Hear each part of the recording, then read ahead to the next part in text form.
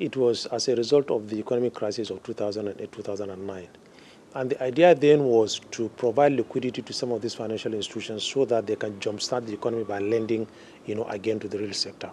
Now, how do you do that? Most of the banks were requested to, transfer their bad loans to AMCON. Now, at that time, because of time constraints, they were asked to transfer all their bad loans to AMCON. There was no any much, valuation analysis on the state of those bad loans, So they transferred quite a lot of loans that were already dead, provisioned, and they've even taken it out of their memorandum sheets. So those businesses, there was and still nothing anybody could do, to revive them. And in the banking industry, in the past, I can tell you that quite a lot of loans were booked ab initio, knowing fully well that those facilities may not perform. And by the time they got bad, they were provisioned and then they were written off from the books of the bank. Then suddenly,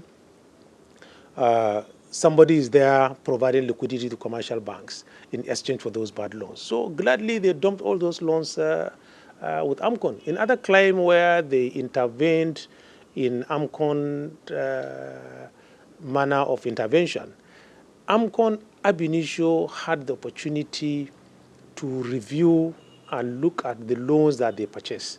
And they end up purchasing those loans that, in their own opinion, had potential to come back with new management and fresh liquidity.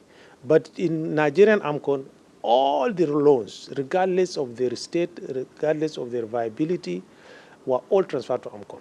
So it is now that we are looking at quite a lot of these loans, and some of them we are clawing them back to the financial institutions because they couldn't fit into the description of the loans that are expected to be transferred to AMCON.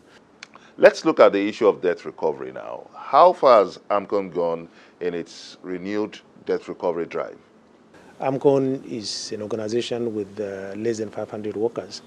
Now, we purchase facilities, we purchase loans from almost 22 banks. Of course, the banks that we purchase loans from do have better loan management officers than AMCON. But obviously, they would have seen that quite a lot of those loans are clearly bad. That was why they transferred it to AMCON. Now, when those loans were purchased by AMCON, there are two strategies around them. Number one, how do I help those businesses? By maybe providing liquidity, maybe changing management, maybe taking over the business, if the potentials are there for the business to succeed. The second strategy is if number one does not seem viable, how do I sell the assets now to recover my money?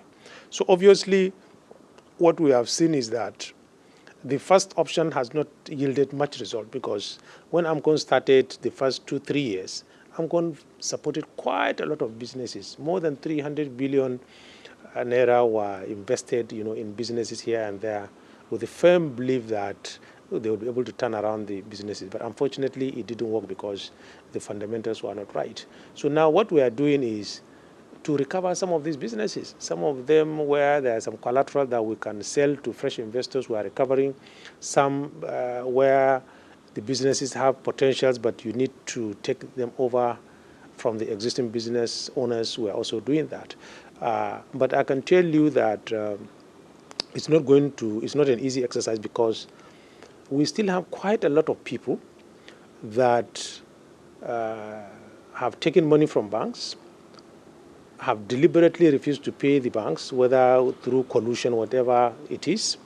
The facilities were transferred to AMCON, with quite a lot of discount, and they are still not ready to pay AMCON, and they have shifted their attention to other businesses. So we are going after them. In fact, very soon we are going to come out with a bombshell because we are now compiling those particular obligors that are doing very well in our economy, and meanwhile they have very bad accounts here, and they are pretending that those accounts do not exist. And we do know that they're in a position to come and redeem their obligations with AMCON. Will AMCON consider leasing some of the assets it took over to raise cash? Quite a lot of those assets, it is either you invest money into them where you see that they have potentials, or you lease them, like some of our tank farms, some of our properties, you lease them, or alternatively, you outrightly sell them. These are the three options. So, but we don't have any asset that will recover and then will allow it follow. If you see any asset anywhere that nothing is happening around the asset, I can assure you that there is a litigation around it. But once it comes to us, we will either give you more money to deal with it, we lease it out to people that are interested in utilizing the assets, or we outrightly sell it to people that are interested in buying the assets. You came in from the banking sector with so much wealth of experience. Now the banking sector is recording a huge toxic assets. What can be done to put a stop to this? Quite a lot of things, are responsible for that. Number one, you do have skill gap, when it comes to, some of the credit officers that you have in some of the financial institutions. The packagings of those loans sometimes were faulty right from initiation.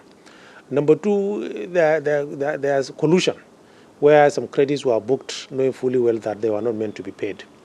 Number three, sometimes when you have change in the economic structure, whether with foreign exchange, whether with the state of the oil and gas industry, whether a recession, it also affects some of these businesses. So collusion, skill gap, economic situation, affects quite a lot of businesses. But most importantly, I think you find that monies were given to some people that do not have the capacity, to manage those resources. And any slight distortion in the economic system throws them off balance. And that transaction becomes a bit challenged. You may also join in this conversation by sending us your comments on our various social media platforms showing on your screen. Coming up on Question Time, setting the record straight on the Presidential Interagency Committee on AMCON. Find out from the Managing Director of AMCON, Mr. Ahmed Kuru. Join us again.